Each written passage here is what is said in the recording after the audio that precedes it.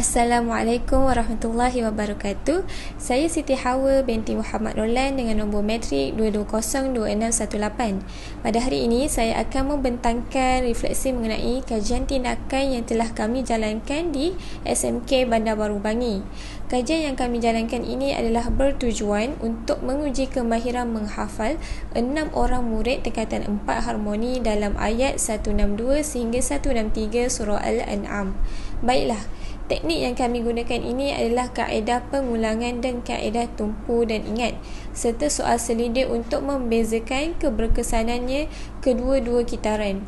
Setelah menjalani konsultasi bersama dengan pensyarah kami mengambil keputusan untuk memilih murid yang tahap penguasaannya di dalam pembacaan ayat Al-Quran yang berada di tahap kurang memuaskan. Dan 6 orang responden telah dipilih untuk menjalani kajian ini. Dalam kitaran pertama, ketika kami menjalankan kaedah pengulangan ayat ini, pada awalnya kami akan memberikan bimbingan serta menyemak bacaan murid untuk melakukan kaedah pengulangan pada ayat 162 sehingga 163 surah Al-An'am supaya murid dapat menghafal ayat dengan betul, lancar dan bertajwid. Sebagai contoh, murid akan membaca sepotong ayat sekurang-kurangnya 5 kali sebelum menghafalnya. Kemudian, murid perlu membaca ayat yang telah dihafal berulang-ulang kali sebelum berpindah kepada ayat yang seterusnya.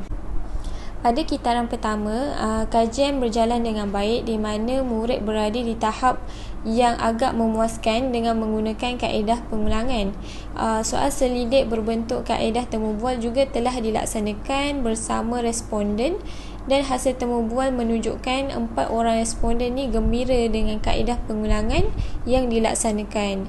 Manakala 2 orang responden merasakan kaedah pengulangan ini agak sukar bagi mereka.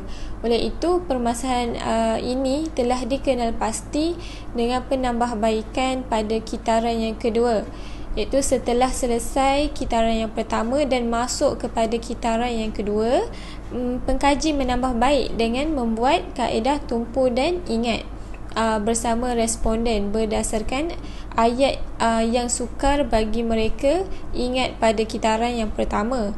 Jadi kaedah tumpu dan ingat ini merupakan satu konsep di mana pengkaji akan menumpukan ayat-ayat tertentu untuk murid ingat berdasarkan kaedah pengulangan.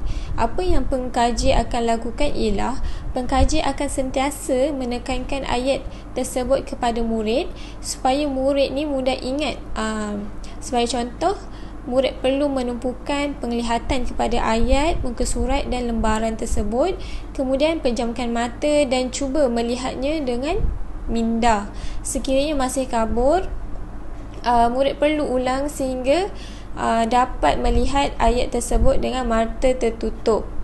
Setelah itu, pengkaji melaksanakan temu bual bersama murid berkenaan dengan kitaran 2. Alhamdulillah, daripada kitaran pertama sehingga kitaran kedua, pencapaian murid adalah sangat memberangsangkan di mana terdapat peningkatan dalam setiap kaedah yang dilaksanakan, dan di dalam kelas juga kita dapat lihat murid aktif dan sangat memberi kerjasama kepada pengkaji.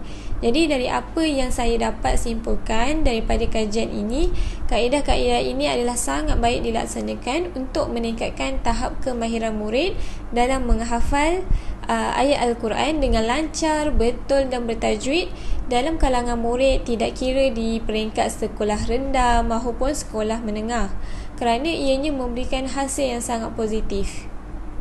Itu saja daripada saya. Assalamualaikum warahmatullahi wabarakatuh.